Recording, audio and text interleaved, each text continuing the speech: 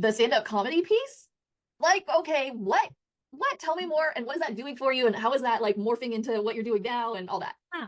Well, I think, when I was sick for so long and wasn't doing a lot, I was just sad. And I was just like, I gotta get my mojo back. And so I just started trying to figure out what would be interesting, what would be fun. And I just randomly happened to run across a class of doing stand-up comedy. I was like, yeah, that might be fun. So if anyone's ever taken the values in action, character strength finder test, which is University of Pennsylvania positive psychology, my number one strength, my number one motivator has always been creativity. And number two is humor. So I love creativity and humor, but it never occurred to me that like I was funny. I like to have fun.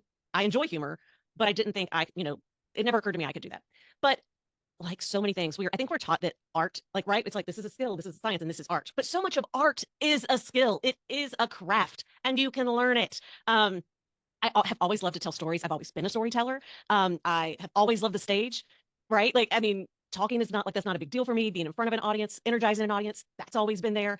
And so when I put it together and then just learned the structure of where you put in jokes to keep, right? Like to keep, I never knew that before. It's so fun for me. So now I get to craft these stories that have punchlines and jokes that allow people to just laugh and have a good time. Sometimes just like it's silly, absurd stuff. And other times it's able to take like the super serious stuff that's going on in the world, but kind of laugh about that as well because it doesn't seem like there's much else we can do about it.